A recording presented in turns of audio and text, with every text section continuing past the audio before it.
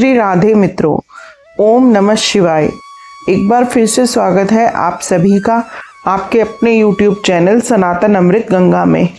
कल हमने श्रावण मास के 9वें अध्याय का श्रवण किया, जिसमें हमने शुक्रवार के व्रत के बारे में जाना। आज हम श्रावण मास के 10वें अध्याय का श्रवण करेंगे, जिसमें शनिवार की कथा आती है। तो सबसे पहले गणेश जी को प्रणाम करते हुए अपना ध्यान भगवान शिव शंकर के चरणों में केंद्रित करते हुए श्रवण करते हैं 10वां अध्याय शनिवार की कथा। श्री हनुमान, श्री नरसिंह जी तथा शनि का व्रत। ये शनिवार को होता है। भगवान श्री महादेव ने सनत कुमार से कहा, हे सनत कुमार, अब मैं तुमसे शनिवार के व्रत की विधि कहूँगा, जिसके करने से मनुष्य को मंदता नहीं होती। श्रावण मास में शनिवार के दिन 3 देवताओं का अर्चन करना चाहिए। दीवार में या खंबे पर नरसिंह जी की मूर्ति बनाकर लक्ष्मी सहित जगतपति नरसिंह को हल्दी सहित चंदन, नीले अथवा पीले फूलों द्वारा अर्चन करना चाहिए। खिचड़ी तथा हाथी चकसाण के नैवेद्य का भोग लगाना चाहिए। आप भी खिचड़ी आदि का प्रसाद पाकर ब्राह्मण को भोजन करवाकर भगवान नरसिंह को तिलों के तेल या शुद्ध घी से नहलाना चाहिए। शनिवार को सब कामों के लिए तेल को श्रेष्ठ कहा गया है। शनिवार के दिन ब्राह्मण तथा सुहागनियों को देह में लगाने के वास्ते तेल देना चाहिए। शनिवार को स्वयं सपरिवार देह में तेल लगाकर स्नान आदि से पवित्र होकर उड़द की दाल की चीज़ें भोग लगाने के लिए तैयार करनी चाहिए। इससे शनिदेव प्रसन्न होते हैं। इस प्रकार श्रावण मास के 4 शनिवारों को शनि का व्रत करना चाहिए। ऐसा करने से मनुष्य के मकान में लक्ष्मी आकर निवास करती है, धन धान्य की वृद्धि होती है और निसंतान पुत्रवान हो जाता है। इस संसार में हर प्रकार का सुख भोगकर अंत में उसे वैकुंठ की प्राप्ति होती है। भगवान नरसिंह के वर तथा प्रसाद से उसकी दिगंत व्यापिनी सुंदर कीर्ति होती है। हे सनत कुमार, मैंने तुमको भगवान नरसिंह का उत्तम व्रत बतलाया है।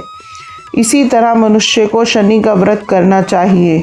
अब मैं तुम्हें शनि के व्रत के संबंध में बतलाऊंगा। ध्यान पूर्वक सुनो। एक लंगड़े ब्राह्मण या उसके ना मिलने पर किसी अन्य ब्राह्मण को तिल का तेल मलकर गर्म पानी से स्नान करवाकर ऊपर नरसिंह जी के व्रत में बतलाया गया भोजन करवाकर शनि के प्रीत्यार्थ तेल, लोहा, तिल, उड़द तथा कंबल का दान करना चाहिए। इससे शनिदेव प्रसन्न होंगे। मन में ऐसा विचार करना चाहिए, शनिदेव को तिलों के तेल से नहलाना चाहिए। शनिदेव की पूजा के लिए तिल, उड़द तथा चावल उत्तम माने गए हैं। हे सौम्य, अब मैं शनिदेव के ध्यान के संबंध में बतलाऊंगा। आप सावधान होकर सुनिए। शनैश्चर का रंग काला है, गति मंद है, कश्यप गोत्र है। शनि का जन्म सौराष्ट्र देश में हुआ है। सूर्य नारायण पुत्र वरदाता है। इंद्र नीलमणि तुल्य कांतिमान है।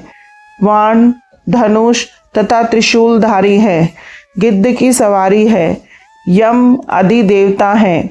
कस्तूरी, अगर, चंदन तथा गूगल और नैवेद्य में उड़द की खिचड़ी प्रिय है।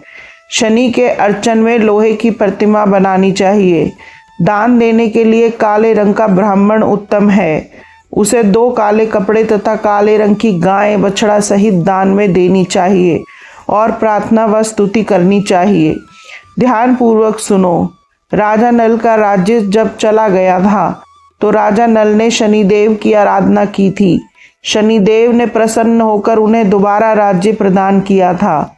मनुष्य को चाहिए कि वह इस प्रकार शनिदेव की आराधना कर कहे कि मेरे ऊपर शनिदेव प्रसन्न हो।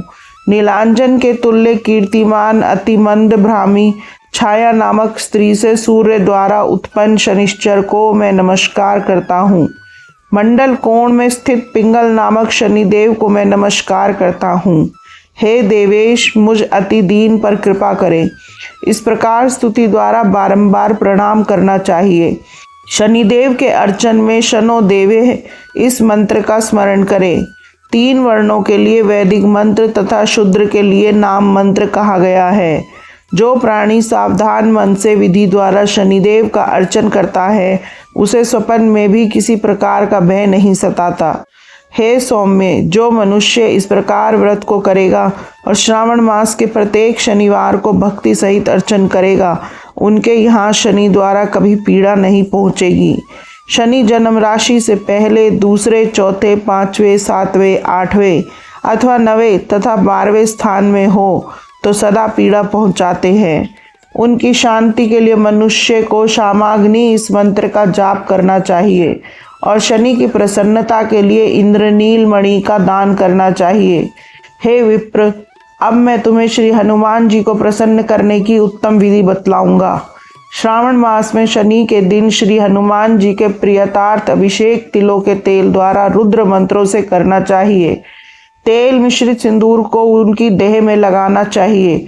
जपा, अर्घ तथा मंदार माला से अर्चन करके नैवेद्य के लिए उड़द के बड़े तथा अन्य उपचारों द्वारा यथाशक्ति भक्ति और श्रद्धा द्वारा अर्चन करना चाहिए। हनुमान अंजनी सुत वायुपुत्र महाबली, रामेष्ट, फाल्गुन, सखा, पिंगल, अमित, विक्रम, अवधिकरण, सीता शोक विनाशक, लक्ष्मण प्राणदाता तथा दशग्रीव दपरहा, इन 12 नामों को जो सुबह उठकर पढ़ता है उस मनुष्य को कभी कष्ट की अनुभूति नहीं होती तथा उसको संपूर्ण ऐश्वर्य प्राप्त होता है। इस प्रकार श्रावण मास के शनिवार को जो मनुष्य हनुमान जी की आराधना कर लेता है उसका शरीर वज्र के तुल्य मजबूत हो जाता है और कार्य करने में तेजवान हो जाता है। वह बुद्धि विवेक से विभूषित हो जाता है, उसके शत्रु नष्ट हो जाते हैं और मित्रों की वृद्धि हो जाती है।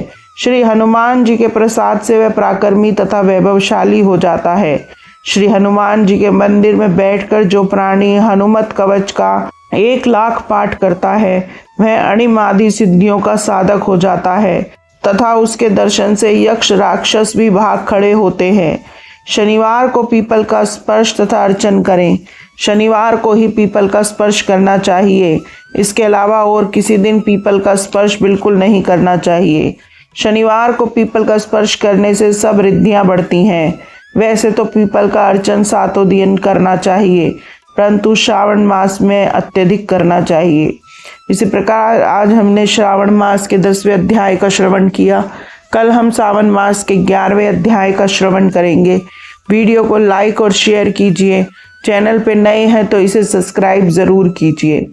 ओम नमः शिवाय। जय जय श्री राधे।